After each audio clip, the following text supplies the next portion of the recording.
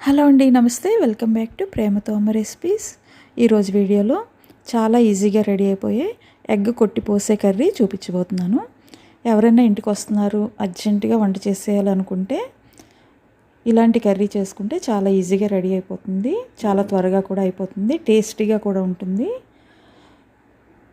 అది ఎలా తయారు చేసుకోవాలో ఈ కర్రీ ఈ వీడియోలో చూపించబోతున్నాను. ఇప్పటి వరకు నా ఛానల్ని సబ్స్క్రైబ్ చేయనట్టయితే దయచేసి సబ్స్క్రైబ్ చేయండి. ఫస్ట్ స్టవ్ మీద ప్యాన్ పెట్టుకొని ఒక 6 స్పూన్స్ ఆయిల్ వేయండి. అందులోనే మీడియం సైజ్ ఉల్లిపాయలు ఒక 3 తీసి సన్నగా కట్ చేసి పెట్టుకోండి.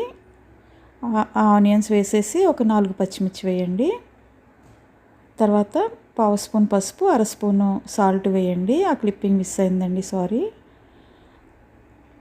ఇప్పుడు అవి బాగా ఫ్రై అయిపోయిన తర్వాత 1.5 స్పూను కారం వేయండి, 1.5 స్పూను ధనియాల పొడి, 1/2 స్పూను గరం మసాలా పౌడర్ వేసేయండి. తర్వాత ఒక 1/2 స్పూను జీలకర్ర పౌడర్ వేయండి. జీలకర్ర పౌడర్ వేసిన తర్వాత బాగా వేయించేసి 1 కప్పు టమాటో ప్యూరీ వేయండి. 2 మీడియం సైజ్ టమాటోస్ ప్యూరీ చేసుకుంటే సరిపోతుంది. ఈ ప్యూరీతో కలిపి బాగా ఆనియన్స్ ఫ్రై అయిన తర్వాత ఆయిల్ బయటకు వచ్చేస్తుంది కదా, బయటకు వచ్చేసిన తర్వాత ఒక గ్లాస్ వాటర్ పోయండి. గ్లాస్ వాటర్తో బాగా దగ్గరికి ఉడికించేయాలన్నమాట కర్రీని. కర్రీ చక్కగా ఉడికి దగ్గరగా అయిన తర్వాత మాత్రమే ఎగ్స్ వేసుకోవాలి. ఇలా వాటర్ వేయగానే ఎగ్స్ వేయకూడదు, స్ప్రెడ్ అయిపోయినట్టు అయిపోతాయి. కర్రీ దగ్గరగా అయింది కదా, ఇప్పుడు నేను ఒక 6 ఎగ్స్ వేస్తున్నాను. మీ యూజ్ బట్టి మీరు ఎన్ని వేసుకోవాలంటే అన్ని వేసుకోవచ్చు. 6 ఎగ్స్ కొట్టేసి సిమ్లో పెట్టి స్టవ్ ఎగ్స్ వేసుకోవాలి. జాగ్రత్తగా 6 ఎగ్స్ ఇందులో వేసేసుకోండి కొట్టి.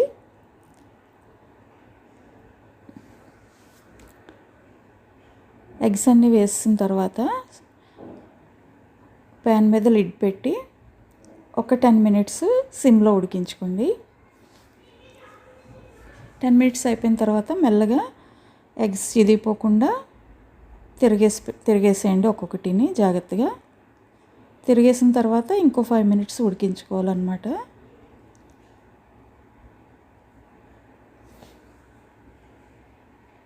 మళ్ళీ లిడ్ క్లోజ్ చేసి ఒక 5 మినిట్స్ ఉడికించండి. చాలా ఈజీగా రెడీ అయిపోతుంది, చాలా టేస్టీగా ఉంటుంది. ఒకసారి ఈ వీడియోలో చూపించినట్టే మీరు చేసి నాకు కామెంట్ చేయండి ఎలా వచ్చిందో. చూసారా ఎంత ఈజీగా రెడీ అయిపోయిందో. ఇప్పుడు ప్లేటింగ్ చేసేసుకుందాం. చాలా టేస్టీగా ఉంటుందండి. పిల్లలకి మీరు ఇలాగే చేసి పెట్టినట్లయితే చాలా ఇష్టంగా తింటారు. చాలా హెల్తీగా కూడా ఉంటుంది కదా. ఈ రెసిపీ మీకు నచ్చితే తప్పకుండా మీ ఫ్రెండ్స్కి, రిలేటివ్స్కి షేర్ చేయండి. సబ్స్క్రైబ్ చేయడం మర్చిపోవద్దు. పక్కనే ఉన్న బెల్ ఐకాన్ కూడా ప్రెస్ చేయండి. ఎలా వచ్చిందో మీరు ఒకసారి చేసి ఎలా వచ్చిందో నాకు కామెంట్ చేయడం మాత్రం మర్చిపోవద్దు. ఇది మీరు ఎవరికి పెట్టినా సరే చాలా టేస్టీగా ఉందని అనుకుండా మాత్రం ఉండలేరు. చాలా బాగుంటుంది ఈ కర్రీ. ఇప్పటి వరకు ఈ వీడియో అంతా కనుక చూసినట్లయితే చాలా థ్యాంక్స్ అండి. Thank you very much.